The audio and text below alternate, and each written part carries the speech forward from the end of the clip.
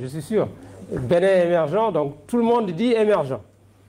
Et donc, en tant que statisticiens, nous nous sommes dit, essayons de bâtir une théorie et une mesure irréfutable qui permettent, à partir des critères qu'on va définir, de seuils qu'on va établir, de pouvoir classifier les pays. Parce qu'aujourd'hui, au niveau mondial, il n'y a que deux classes. Il y a les pays développés et les pays en développement. Donc vous allez trouver Singapour, par exemple, classé dans la même catégorie que la Sierra Leone, parmi les pays en développement. Même la Chine se dit, je suis un pays en développement. Et donc, cette différenciation entre ces différents pays dits en développement, il n'y a que la statistique et les méthodes quantitatives qui vous permettent, à travers un travail rigoureux, de pouvoir partir de deux classes. Maintenant, si on écarte la classe des pays développés, donc de partir d'une classe à 8 classes. Donc nous avons réussi, à force de travail, à pouvoir répartir ces 103 pays qu'on a constitués en 7 ou 8 classes, dépendant de la dernière classe. Et donc, c'est un peu la théorie qui est là. Ensuite, on a mesuré le phénomène de l'émergence. À partir de là, on a caractérisé le phénomène également. Parce que l'analyse et la mesure vont vous permettre de classer les pays. Et en établissant maintenant des seuils, vous pouvez regrouper les pays. La prochaine question, c'est de se dire, c'est bien, on a une répartition des pays dans des classes, mais qu'est-ce qui caractérise les classes? Qu'est-ce qui fait qu'un ensemble de pays soit situé un peu dans la même classe? Bon, avant, d'ailleurs, dans la théorie économique, vous allez rencontrer le concept de club de convergence. C'est un peu le même phénomène. C'est des pays qui ont des caractéristiques relativement communes qui leur permettent, dans le futur, de pouvoir enclencher un processus de convergence. Bon, la convergence, c'est comme la course automobile. Le pays développé, il est devant, le pays en développement est derrière, avec un PIB par tête plus faible, mais avec un taux de croissance plus élevé. Donc la théorie de la convergence, c'est de dire tôt ou tard, le pays qui est derrière va finir par rattraper. Quand vous étiez en CM2, vous aviez toujours la course automobile. C'était un exercice qu'on donnait au CM2. C'est exactement ça le processus de convergence. Donc ça c'est ce qui existe dans la littérature. Donc à partir de la mesure et de la constitution de classe, l'étape suivante c'est de voir, parce que nous sommes des conseillers de gouvernement. Moi j'ai été conseiller du Premier ministre pendant très longtemps. On peut donner des dates. J'ai conseillé les Premiers ministres pendant 10 ans, 10 à 11 ans. Donc j'ai travaillé avec 5 à 6 Premiers ministres, souvent comme conseiller technique. Dernièrement, j'étais même l'économiste en chef. Donc la question pour un gouvernement, c'est de dire c'est bien. Vous m'avez dit ce que c'est que l'émergence, mais la question, quels sont les leviers qui permettent d'arriver à l'émergence? Quels sont les leviers que je dois actionner? Parce que l'émergence, c'est des caractéristiques. On va parler de croissance rapide, on va parler de transformation, on va parler d'insertion dans l'économie mondiale, on va parler de cadre macroéconomique sain, mais tout cela, c'est des résultats. Quels sont les leviers qui permettent d'arriver à ces résultats? Donc ça, c'est un concept clé que nous avons introduit dans ce manuel. Tout à l'heure, mon collègue Amaye va présenter ça. À partir de là, nous avons également fait quelque chose de très original. On a essayé de prédire l'émergence. On prend un pays, on regarde ses caractéristiques actuelles, on regarde ses leviers, on essaye d'anticiper son futur. On essaye de se dire qu'est-ce que le pays va devenir d'ici 10 ans en termes d'émergence. Par exemple, il y a des pays qui sont aujourd'hui, qu'on caractérise potentiellement émergents. En 2030, qu'est-ce que ces pays seront? Et donc, nous avons fait ce qu'on appelle en méthode quantitative, des modèles à effet retardé. C'est-à-dire que pour pouvoir avoir tel résultat en 2030, il faut avoir des leviers, certains leviers 5 ans avant ou 10 ans avant. Et donc, vous allez faire la prévision en faisant des hypothèses sur les leviers. Et ça, c'est intéressant parce que le décideur politique, il maîtrise les leviers. C'est comme dans la politique économique, vous avez les objectifs et les instruments. Les leviers, c'est les instruments. Par exemple, le capital humain. Le modèle que nous avons fait vous permet de voir si vous touchez le taux d'alphabétisation, le taux de scolarisation, la technologie, la qualité des routes, la qualité de l'électrification, vous allez voir immédiatement l'impact en termes de statut d'émergence. C'est ça l'intérêt, parce qu'après, le gouvernement peut mettre tout ça en Excel, faire des simulations et faire des hypothèses de politique. Donc ça, c'est quelque chose de très original que nous avons fait parce que nous sommes une institution gouvernementale. Un économiste n'aurait pas eu nécessairement ce souci-là parce que lui, c'est la recherche pure. Nous sommes des conseils de gouvernement, donc la recherche que nous faisons, ça doit servir le pilotage de l'économie. À partir de là, nous avons également dit que l'émergence est multidimensionnelle. Parce qu'un pays, on peut dire émergent, mais si la population elle-même ne sent pas les fruits de l'émergence, ce n'est pas durable. Tôt ou tard, il y aura des manifestations. Je peux vous citer le cas de la Tunisie. Pendant très longtemps, la Tunisie faisait partie des succès africains, avec vraiment une gestion économique qui a permis au pays d'avoir des taux de croissance rapides, une transformation de l'économie, la création de niches sur les marchés internationaux. Les gens allaient même visiter l'exemple tunisien, mais à partir d'un moment, l'emploi n'a pas suivi et la population s'est révoltée. Et donc la qualité de vie, c'est le but ultime de l'émergence. Donc nous avons constitué un indice de qualité de vie. Ça aussi, c'est un indice original qui a été conçu pour l'ensemble des pays en développement.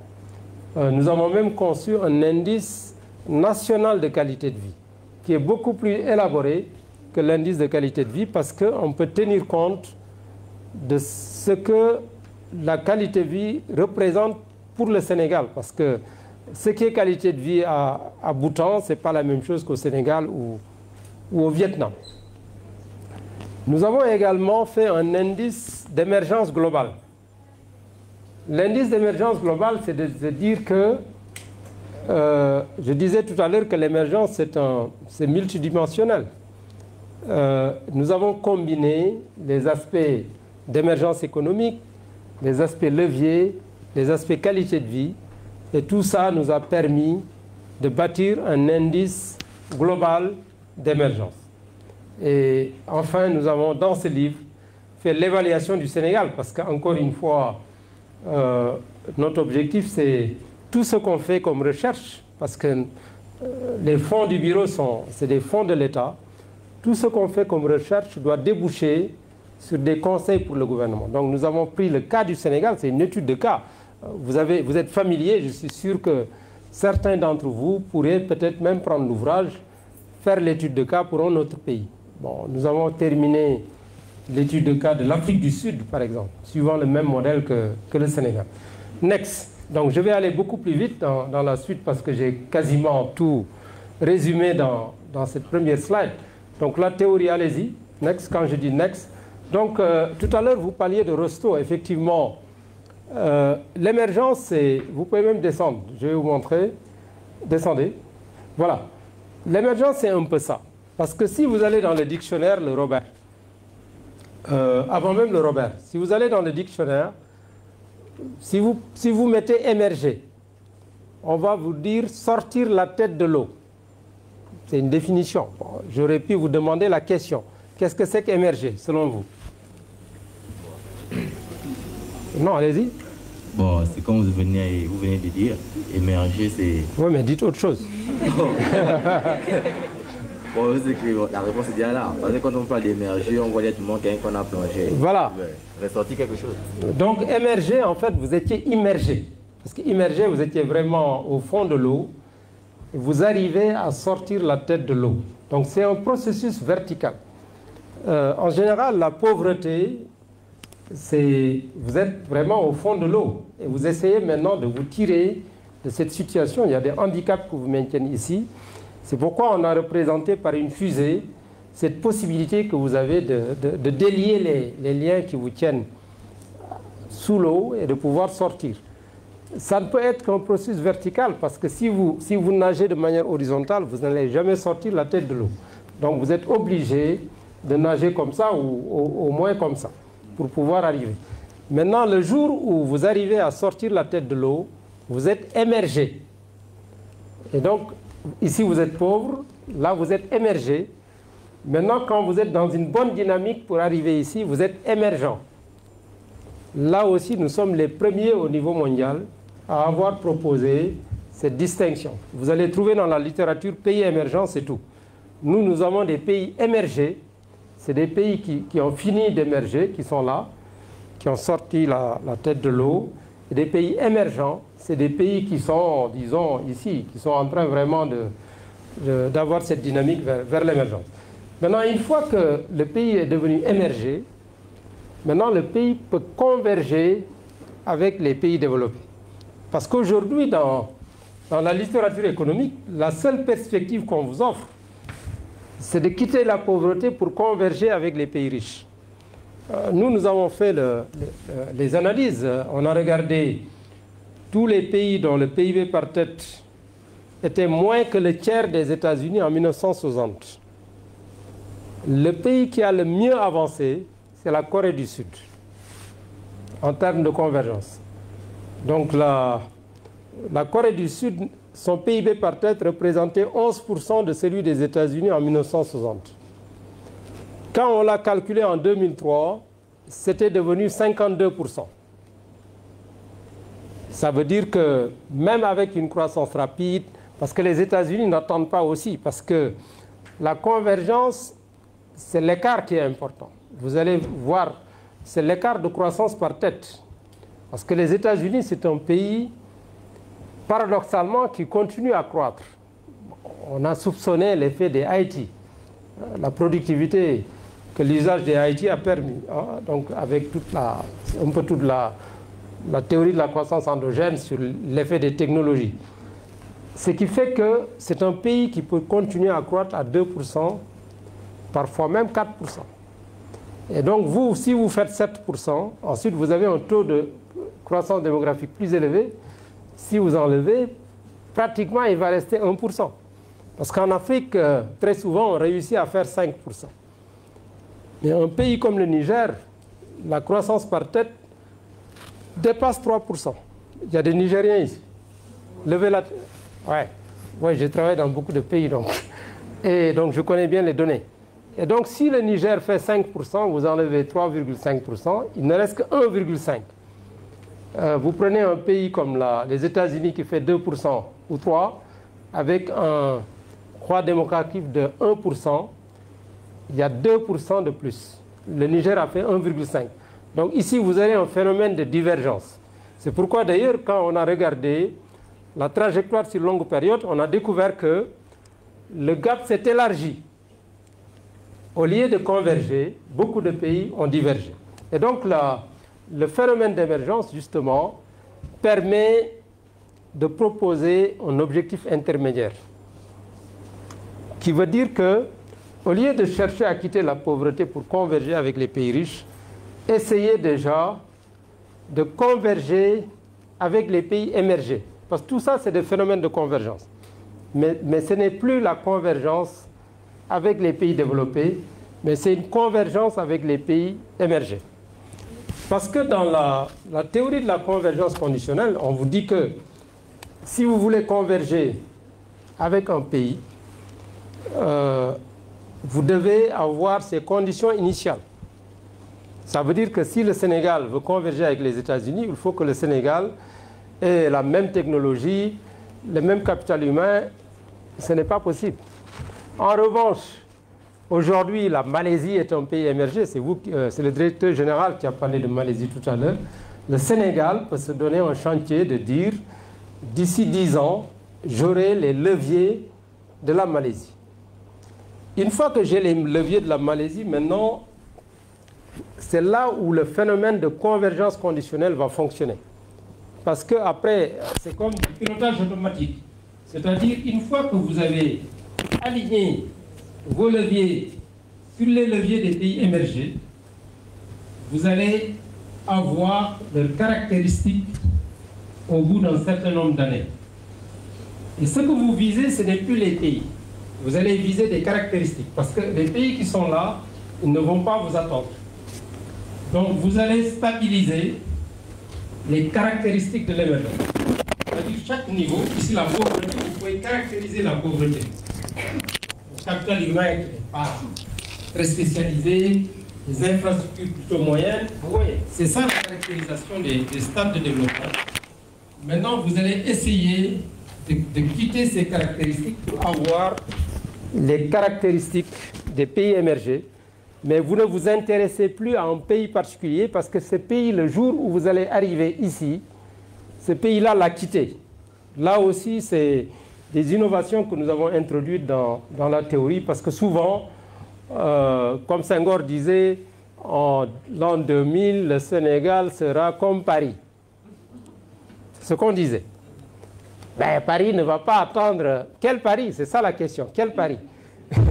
Si c'est Paris de 1950, oui. C'est pourquoi d'ailleurs nous, dans les analyses que nous faisons, on dit, par exemple ici on va mettre Malaisie 1985. C'est ça qu'on met ici, parce que la Malaisie est peut-être devenue émergée en 85. Donc le Sénégal doit dire je vais converger avec Malaisie 85. Pas avec Malaisie 2000, parce que la Malaisie est maintenant ici.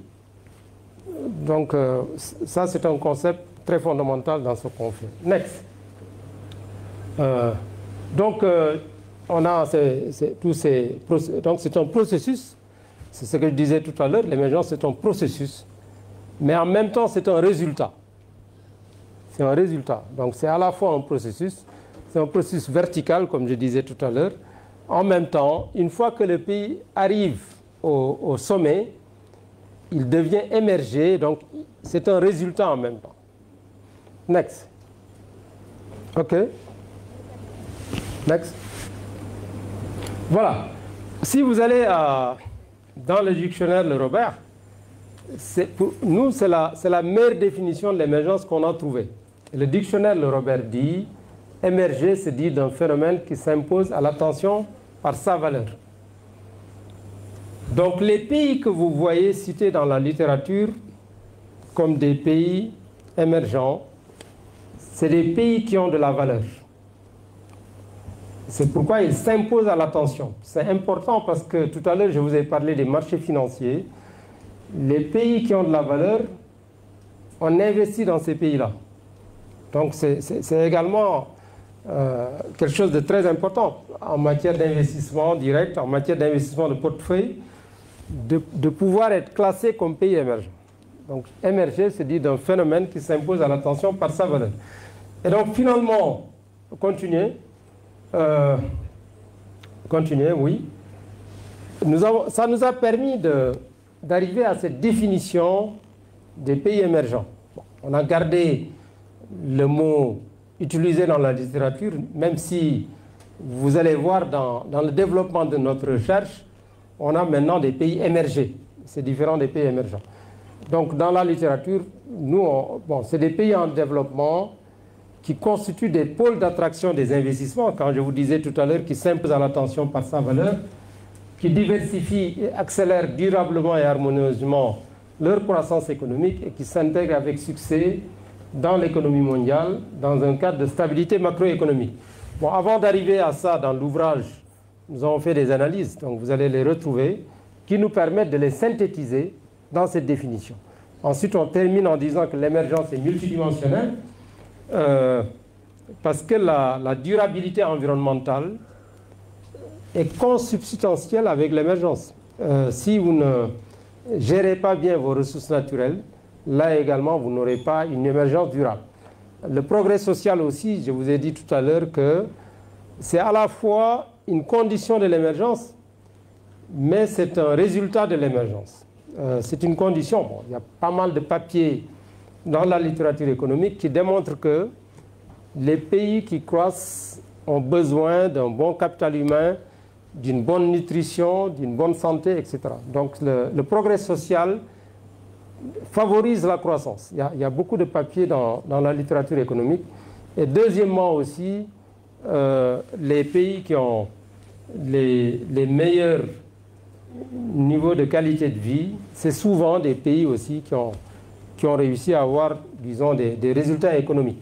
Ce n'est pas disons, une relation directe, mais il y a une corrélation. Parce qu'il y a des pays comme Cuba, qu'on cite souvent, malgré son niveau de développement, arrive à avoir un niveau de qualité de vie élevé. Et à l'inverse, vous pouvez avoir un pays, je ne citerai pas de pays en revanche, qui a des PIB par tête de 30 000 $ par habitant en Afrique, mais avec un taux de pauvreté de 2 tiers, de 63%. Je ne sais pas si vous pouvez me citer un pays. Non, ce n'est pas le Sénégal. Le Sénégal